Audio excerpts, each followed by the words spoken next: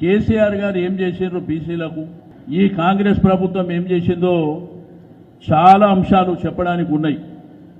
BC గురుకుల పాఠశాలల నుంచి ఇంజనీరింగ్ కాలేజీలు, డిగ్రీ కాలేజీల వరకు, బీసీ ఓవర్సీస్ స్కాలర్షిప్ కానివ్వండి, రైతు బంధు, రైతు బీమా కార్యక్రమాలు కానివ్వండి, కులవృత్తులను పెంపొందించడానికి చేసినటువంటి బ్రహ్మాండమైనటువంటి కార్యక్రమాలు కానివ్వండి, అట్లా అనేకమైనటువంటి కొన్ని లక్షల కోట్ల రూపాయల బడ్జెట్ బీసీల కోసం బీఆర్ఎస్ ప్రభుత్వం చేసింది. కానీ ఈ ప్రభుత్వం వచ్చిన తర్వాత 20 మాసాల నుంచి తిట్టడానికి టైం తప్ప ప్రజల కోసం టైం లేదు, సమాజం కోసం టైం లేదు, రైతాంగం కోసం టైం లేదు, నిరుద్యోగులైనటువంటి యువకుల కోసం టైం లేదు. కాబట్టి ఇవన్నీ ఎండగట్టడానికి, ప్రజల్ని చైతన్యవంతుడం చేయడానికి మా 13 నియోజకవర్గాలకు సంబంధించినటువంటి మా గౌరవ శాసనసభ్యులు, మాజీ శాసనసభ్యులు, మాజీ శాసన మండలి చైర్మన్లు, జిల్లా పరిషత్ చైర్మన్లు, మా నాయకత్వం, మా కార్యకర్తలు, నాయకులు పెద్ద ఎత్తున మరి 14వ తారీఖున కరీంనగర్లో ఈ కథన పేరుకి రాబోతున్నారని చెప్పి నేను ఈ సందర్భంగా తెలియజేస్తా ఉన్నాను. ఈరోజు బీసీ సమాజం అంతా అవేరే ఉంది.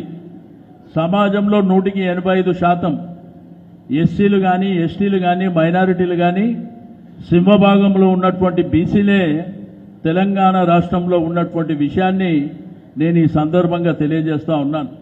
తప్పకుండా మా డిమాండ్ల్లో ఒకటే, మా సమాజం డిమాండ్ల్లో ఒకటే, లోకల్ బాడీ ఎన్నికలు 42% రిజర్వేషన్లు అయిన తర్వాతనే ఎన్నికలకు పోతే మేము ఒప్పుకుంటాం.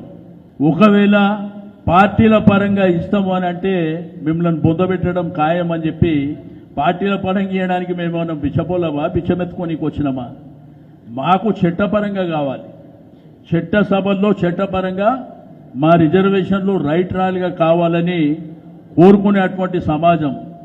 మరి మాకు మా సమాజంలో ఉన్నటువంటి ప్రతి వర్గం కూడా మాకు కావాల్సింది విలువలను కోసం పోరాటం చేసేటువంటి వ్యక్తులం, సమాజంలో మాకంటూ గుర్తింపు కోసం పోరాటం చేసేటువంటి వ్యక్తులం. కాబట్టి ఈ 10 సంవత్సరాల కాలంలో ఒకప్పుడు తెలంగాణ గ్రామీణ ప్రాంతంలో, పట్టణ ప్రాంతాలలో చదువు తక్కువ ఉండే.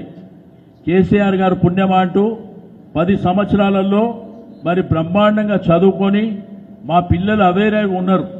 వాళ్ళ హక్కుల కోసం అడిగేటువంటి పరిస్థితుల్లో మరి సమాజం ఉన్నటువంటి సందర్భం. కాబట్టి 14వ తారీఖు నాడు జరిగే సభ కోసం, ఏర్పాట్ల కోసం మా ముఖ్య నాయకులను కలుసుకోవడానికి ఈరోజు కరీంనగర్కు రావడం జరిగింది. తప్పకుండా కాంగ్రెస్ పార్టీని ప్రజలు పొందబెట్టడానికి సిద్ధంగా ఉన్నారు. మీరు చూసిర్రు, మహబూబ్ నగర్లో ఒక మీటింగ్లో ముఖ్యమంత్రి గారికి ఎంత బలుపు ఉంటే, ఒక బట్టలు ఉతికేవానికి నేను ఎమ్మెల్యే చేసిన, ఒక చేపలు పట్టుకునేవాడిని మంత్రి చేసిన అని ఎంత బలం మీకు, ఏ విధమైనటువంటి మరి మీకు రోషము, లేకపోతే అక్కడ ఉన్నటువంటి నాయకత్వం కూడా కాంగ్రెస్ పార్టీ వాళ్ళు ఆలోచించుకోవాల్సినటువంటి అవసరం ఉన్నది. ఎందుకంటే ఒక బాధ్యత గల వ్యక్తుల గురించి అట్లా మాట్లాడుతాడా? ఎంత కించపరిచే మాటలు. అంటే చాకలి వాడిని, బట్టలు ఉతుక్కునేవాడిని నేను ఎమ్మెల్యే చేసిన అని మాట్లాడు. ఒక మంత్రి చేపలు పట్టుకుంటే నేను మంత్రి చేసిన అని మాట్లాడి, అంటే ఎంత బల్పు నీకు.